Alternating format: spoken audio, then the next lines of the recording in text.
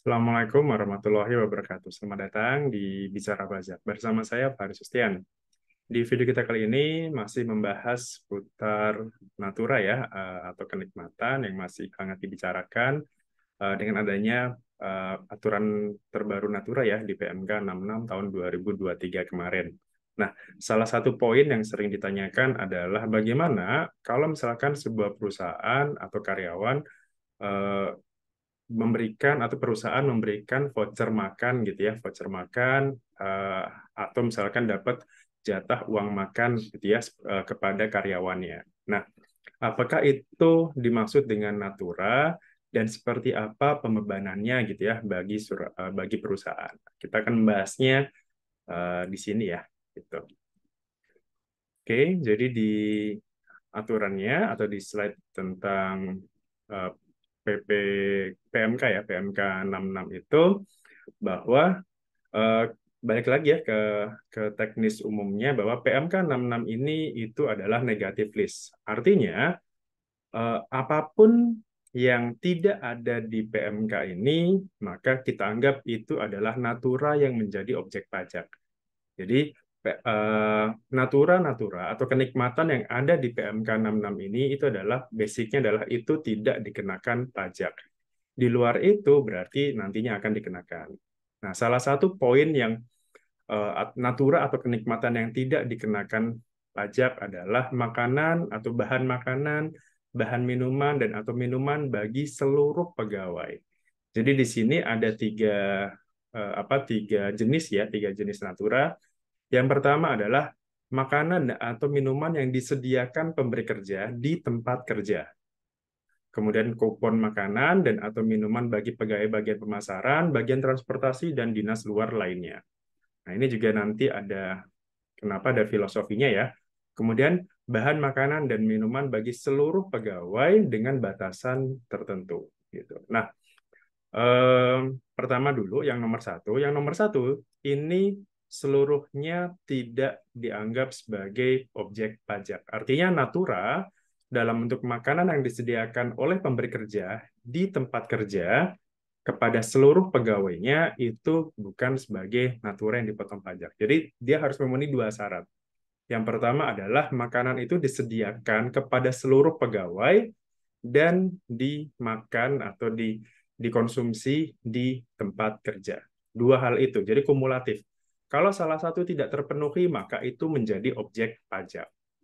Jadi misalkan katakanlah, oh kepada seluruh pegawai nih, tapi tidak dalam bentuk atau tidak dikonsumsi di tempat kerja gitu. Misalkan tidak dibagikan di kantor gitu ya. Nah, itu maka bisa apa itu kita anggap sebagai natura yang kena pajak gitu. Jadi harus harus dua syarat tadi. Kemudian yang kedua adalah dalam bentuk kupon makanan. Kupon makanan ini biasanya digunakan atau diberikan kepada para pegawai yang memang biasanya dia melaksanakan tugas lapangan.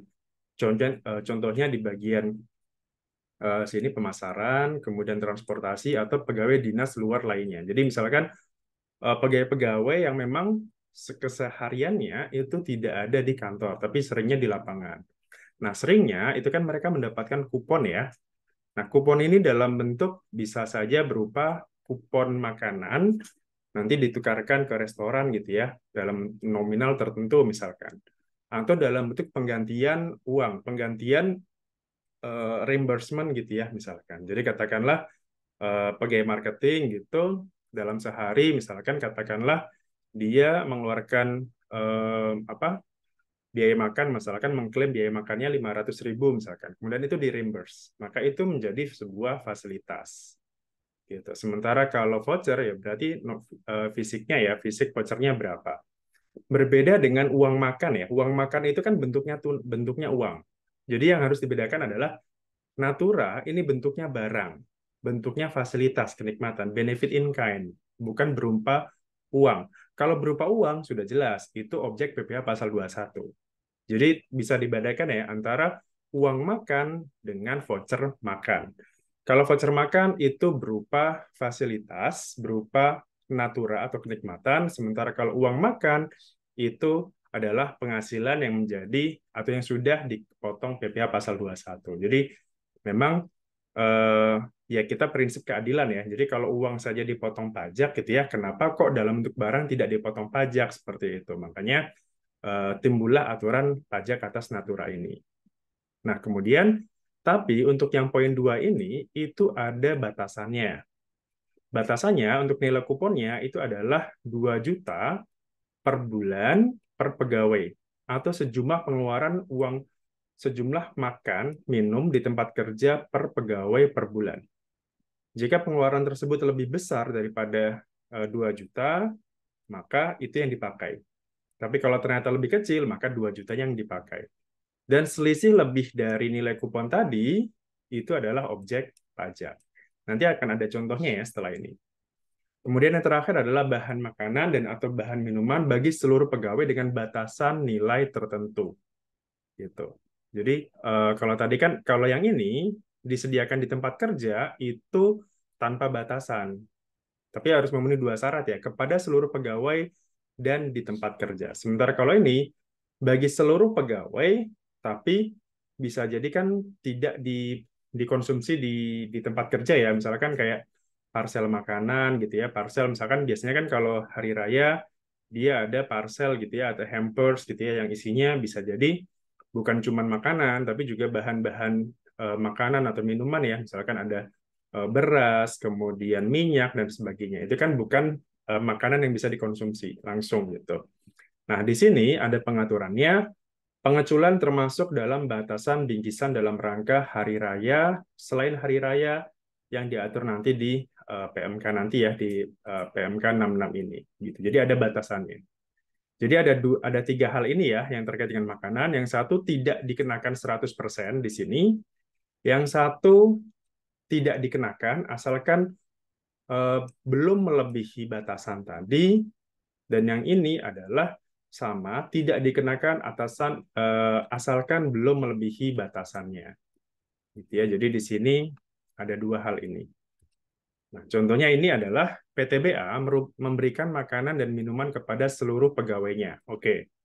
Dengan nilai sebesar Rp2.500.000 per pegawai per bulan. Jadi istilahnya di sini dalam bentuk bukan dalam bentuk uang makan ya, tapi dalam bentuk makanan yang nilainya adalah 2.500.000. Kalau 2.500.000 ini bentuknya uang, ya sudah, ini langsung aja sebagai penambah penghasilan pasal 21, selesai. Jadi karena ini bentuknya natura, bentuknya barang, bentuknya makanan, maka kita anggap sebagai itu penambah penghasilan nanti.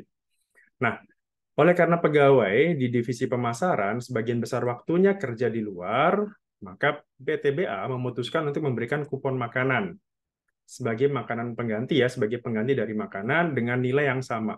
Dengan nilai ternyata kupon makanannya ini adalah sebesar 2.700.000 per pegawai per bulan. Jadi lebih besar. Jadi kalau kepada seluruh pegawai itu adalah 2.500.000, sementara khusus untuk divisi pemasaran atau orang yang memang sehari-hari di luar itu dinaikkan lah ya, dilebihkan menjadi 2.700.000 per pegawai per bulan. Nah, jadi keterangannya adalah dalam hal ini nilai kupon bagi divisi pemasaran yang dikecualikan dari objek pajak adalah tidak boleh melebihi 2.500.000. Terus, loh Pak, tadi kan katanya 2 juta maksimalnya gitu. Nah, kita balik lagi ya ke yang tadi di sini bahwa 2 juta nilai kuponnya. Jadi maksimal adalah 2 juta. Tapi misalkan jika di sini jika pengeluarannya itu misalkan nilai kuponnya ternyata sama perusahaan itu bukan 2 juta tapi 2.500.000, maka itu yang dipakai. Gitu. Jadi misalkan ini ya, ternyata katakanlah nilai makanannya ini ternyata cuma 1,5 juta misalkan. Kalau cuma 1,5 juta, maka batasannya tadi adalah tetap 2 juta. Tapi kalau misalkan ternyata ini batasannya adalah 2,5 juta, maka 2,5 juta yang dipakai. Jadi mana nilai yang lebih besar? Gitu ya, antara 2 juta atau perusahaan yang membagikan tadi. Gitu. Nah, kebetulan di sini ternyata untuk yang khusus divisi pemasaran, dia ada selisih nih di sini. Jadi 2.700.000.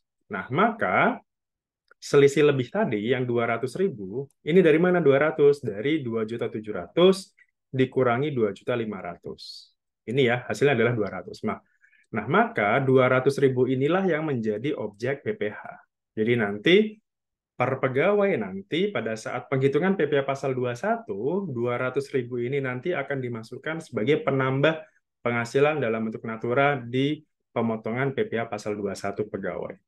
Jadi di samping ada gaji, tunjangan, kemudian apa gitu ya, macam-macam. Nah, di situ ada tambahan um, apa penghasilan berupa natura gitu ya, sebesar 200 natura atau kenikmatan sebesar 200.000 rupiah gitu ya. Jadi um, itu yang kira-kira yang bisa saya sampaikan. Jadi pertama adalah untuk makanan ini perlu dibedakan apakah dia bentuknya uang ataukah berupa makanan atau minuman gitu ya.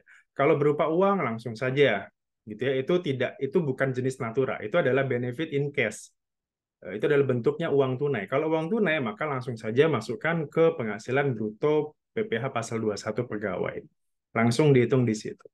Sementara kalau bentuknya natura tadi ya, entah itu voucher makanan, entah itu bentuknya makanan, maka di situ tadi ada tiga hal gitu ya. Yang pertama adalah kalau ternyata seluruhnya eh, perusahaan memberikan eh, katakanlah uang makan atau voucher makan gitu ya kepada seluruh pegawai dan dikonsumsi di tempat kerja, maka itu tidak termasuk objek pajak. Artinya itu bukan sebagai penambah penghasilan karyawan.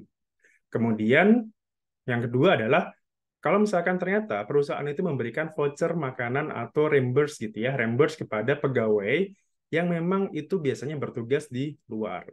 Entah itu marketing, entah itu transportasi, entah itu siapapun ya yang pihak seringnya dinas luar. Maka terdapat batasan tadi ya, maksimal adalah 2 juta tadi.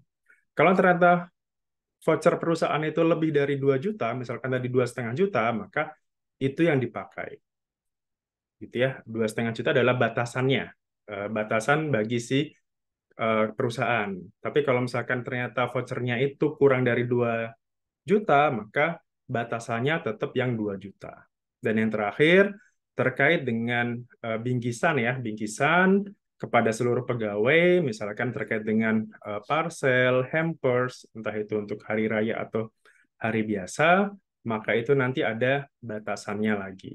Gitu ya. Jadi kurang lebih seperti itu. Sementara kalau untuk pembebanannya bagi si perusahaan, ya kita balik lagi ya. Untuk deductible expense untuk Natura ini prinsipnya adalah selama biaya itu berhubungan langsung dengan 3M, mendapatkan, memelihara, dan menagih dan memelihara, maka itu boleh dibiayakan. Atau kalau kemarin saya kutip dari webinarnya Pak Apri, eh, ketika itu menjadi deductible expense adalah ketika cost yang dikeluarkan itu harus ada revenue-nya gitu ya. Eh, apa istilahnya ketika misalkan tadi ya perusahaan mengeluarkan uang makan nih kepada pegawai gitu ya. Nah, kira-kira uang makan ini ada nggak hubungan secara langsung dengan hubungannya secara langsung dengan penghasilan perusahaan? Kalau ada hubungannya langsung dengan perusahaan, untuk mendapatkan penghasilan tadi yaitu boleh dibiayakan. Tapi kalau tidak ada ya tidak boleh dibiayakan gitu. Contohnya apa? Misalkan dia memberikan voucher makan kepada anggota keluarganya misalkan, yang di situ tidak berhubungan langsung dengan kegiatan usaha, ya sudah tidak dapat dibiayakan. Jadi tetap ya aturan deductible expense-nya tetap menganut ke aturan umum terkait 3M tadi. Oke, itu saja yang bisa saya sampaikan. Semoga informasi ini berguna bagi Anda, khususnya yang mungkin masih bingung ya, membedakan antara uang makan dengan voucher makan. Gitu. Semoga Anda bisa lebih paham lagi mengenai pajak natura ini. Dan terakhir, ada pemberitahuan juga bahwa di hari Sabtu besok, tanggal 15 Juli, akan ada webinar dari Tech School. Kebetulan narasumbernya adalah saya. Kita akan membahas mengenai pajak natura ya. Detailnya seperti apa. Tadi kan baru satu ya terkait makanan. Nah, di situ ada banyak lagi nanti tentang batasan-batasan natura yang tidak kena pajak. Di sini sudah ada link registrasi dan juga kontak personnya. Jadi silakan aja langsung ke Instagramnya techschool.id untuk informasi lebih lengkapnya. Gitu. Oke, itu saja dari saya. Terima kasih. Sampai jumpa lagi di video berikutnya. Assalamualaikum warahmatullahi wabarakatuh.